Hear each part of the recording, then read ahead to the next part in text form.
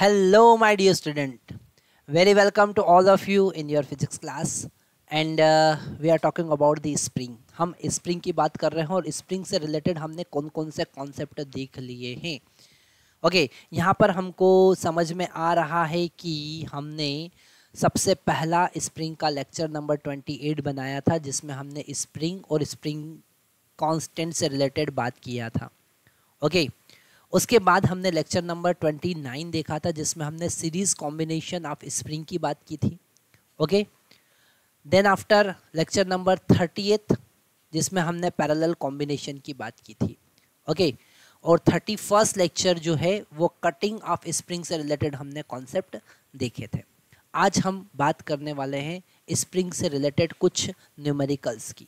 Okay और वो numericals बहुत ज़्यादा इंपॉर्टेंट होते हैं, वो न्यूमेरिकल्स बहुत ज़्यादा कॉन्सेप्चुअल होते हैं जो आज हम बात करने वाले हैं.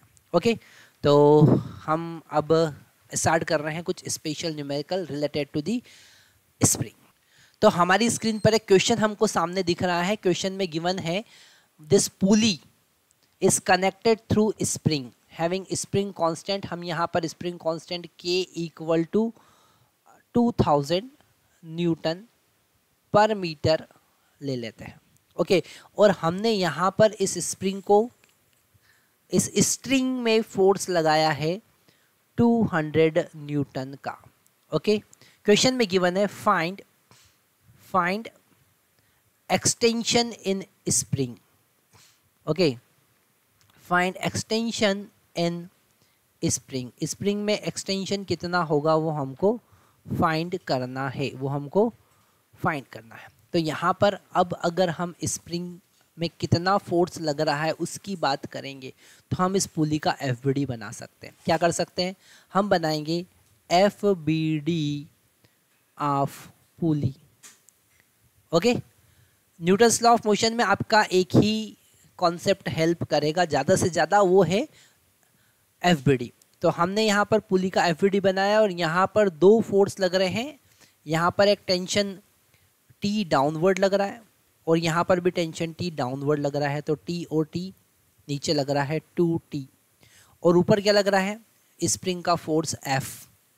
और अगर ये इक्विलिब्रियम में है तो हम यहाँ पर लिख सकते हैं F is equal to 2T और T का वैल्यू किसके बराबर है? 200 के बराबर है. और इसको हम लिख सकते हैं KX that is equal to 2 into 200. K का वैल्यू कितना है? 2000. तो हम लिखेंगे 2000 into x is equal to 400. 2 0 से 2 0 कैंसिल हो जाएगा. x इक्वल टू आया 4 डिवाइडेड बाई 20 मतलब कि 2/10. कितना आया? 2/10 that is equal to 0.2 metre. और इसको हम क्या लिख सकते हैं? इसको हम लिख सकते हैं 20 सेंटीमीटर.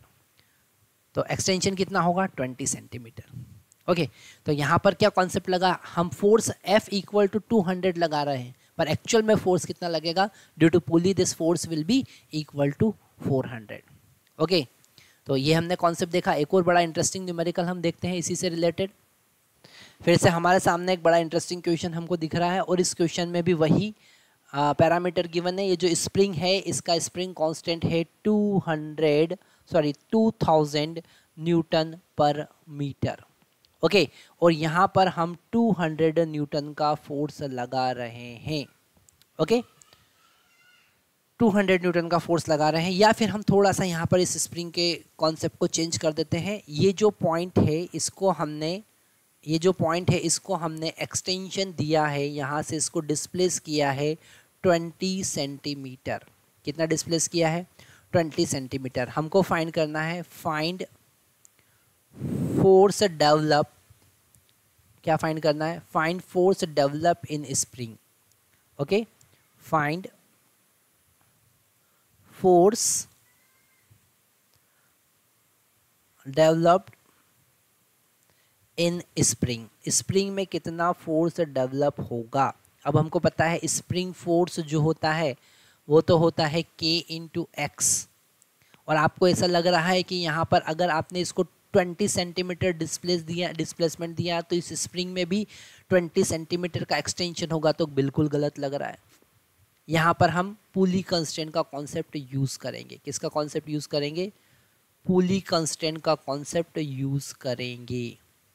अब पुली कंस्टेंट क्या कह रहा है कि अगर ये पुली है और यहाँ पर एक्सटेंशन अगर 20 सेंटीमीटर है, यहाँ का एक्सटेंशन हमको गिवन है 0 और यहाँ का एक्सटेंशन x हमको फाइंड करना है, तो हम क्या लिखेंगे, हम लिखेंगे 0 + x divided by 2 is equal to 20। अगर ये कॉन्सेप्ट आपको अभी समझ में नहीं आया है तो आपको पुली कंस्टेंट का लेक्चर देखना पड़ेगा।